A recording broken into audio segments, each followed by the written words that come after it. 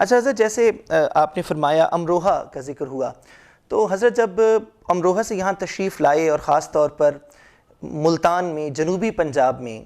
تو یہاں پر جو یہ خطہ ہے یہ سرائکی زبان بولنے والوں کا خطہ ہے. اب حضرت چونکہ اعلیٰ علمی گھرانے سے ان کا تعلق، اور اس دور میں بھی ہم دیکھتے ہیں کہ جو شاندار علمی ادبی زبان جو ہے وہ اس وقت اہل زبان کے ہاں بھی اس طرح سے رائج نہیں ہے،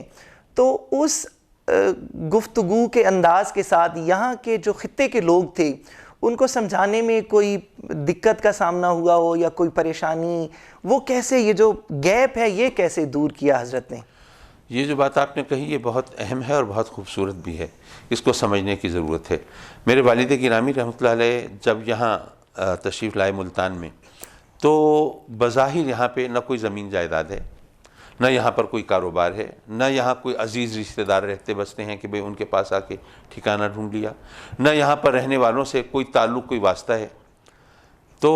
بالکل جیسے ہم قصے کہانیوں میں پڑھتے ہیں نا کہ بھئی کسی بزرگ کو حکم ہوا کہ بھئی آپ فلاں جگہ چلے جائیں، اللہ اکبر، تو لگتا ہے ایسا کہ حکم کی بات تھی.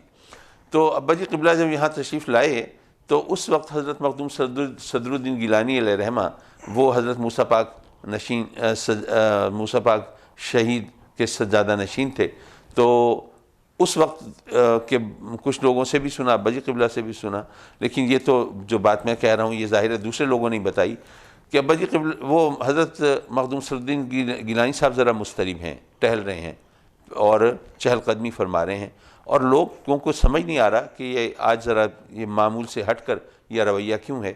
کہ اتنے میں وہ دیکھتے ہیں کہ ایک نوجوان، کیونکہ ابا جی قبلہ جب تشریف لائے تو اس وقت تقریباً کوئی 24-25 سال عمر تھی آپ کی. اللہ اکبر. تو کہ ایک نوجوان آیا ہے، کرتا اور پاجامہ زیب تن ہے،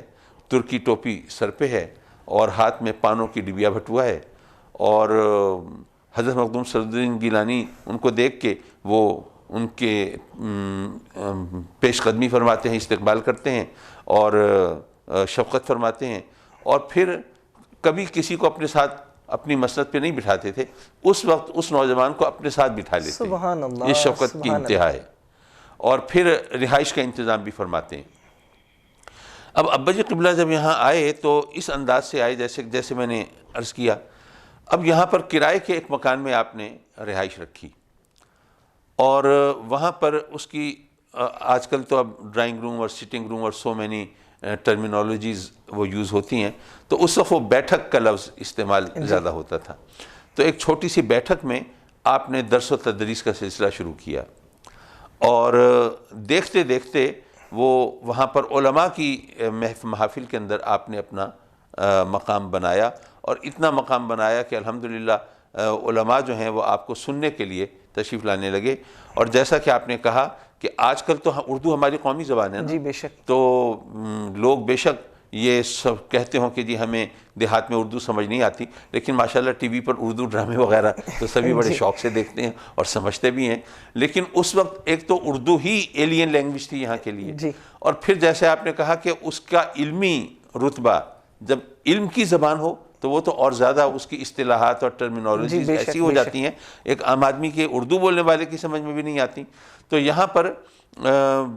خاص طور پر آپ کے سوال کے پس منظر میں ایسا ہوتا تھا کہ ابا جی قبلہ رحمۃ اللہ علیہ جب جہاں تقریر فرماتے تھے عوام کے پلے کچھ نہیں پڑتا. اللہ اکبر. اچھا، عوام سے پوچھتے تھے کہ بھئی آپ بڑے غور سے بیٹھے سن رہے ہوتے ہیں اور نعرے بھی لگا رہے ہوتے ہیں، تو پھر سمجھتے بھی ہیں؟ ان کا کہ نہیں، ہمیں سمجھ تو نہیں آتی. جب وہ ذرا جوش میں آ کے بولتے ہیں نا، ہم سمجھ جاتے ہیں کوئی اچھی بات کہہ رہے ہیں، تو ہم پھر جوش میں آ کے ہم بھی نعرے لگا دیتے ہیں. تو یہ تو تفہیم کی بات تھی، لیکن علماء کی محافل کے اندر اپنا مقام انہوں نے اس طرح جمایا. اور میں عرض کروں گا کہ یہاں پر چونکہ آج کل تو صورتحال پتہ نہیں کیسی ہوگی کیسی نہیں، مجھے کسی کو برا نہیں کہنا اور کسی پر تنقید بھی نہیں کرنی، لیکن اس وقت ابا جی قبلہ رحمۃ اللہ علیہ کیا جس طرح یہاں پہ استقبال کیا گیا، جس طرح پذیرائی کی گئی، اور جس طرح ان کو محافل میں مدعو کیا گیا. بھئی دور دراز دیہاتوں کے اندر جہاں پہ لوگ ٹھیٹھ سرائکی، اس وقت تو پنجابی کا بھی چلن نہیں تھا یہاں پہ، اس وقت تو صرف سرائکی ہی سمجھی جاتی تھی، ملتانی سرائکی. تو ٹھیٹھ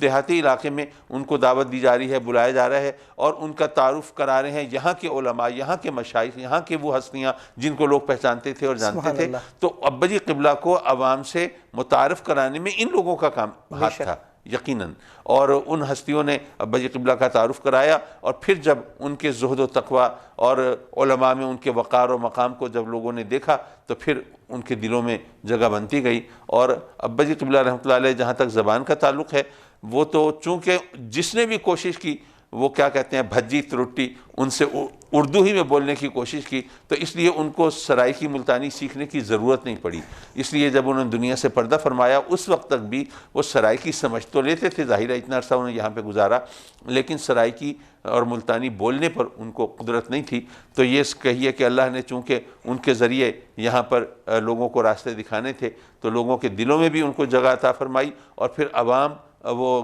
تک پہنچنے کے لیے علماء اور مشائخ کو ذریعہ بنایا۔ بہت خوب، اور یہی وجہ ہے کہ ماشاءاللہ آپ کے جو تلامذہ ہیں اور جو ان سے اخذ فیض کرنے والے لوگ ہیں، ان کے کردار میں، ان کی گفتار میں ماشاءاللہ وہ خوبصورتی نظر آتی ہے۔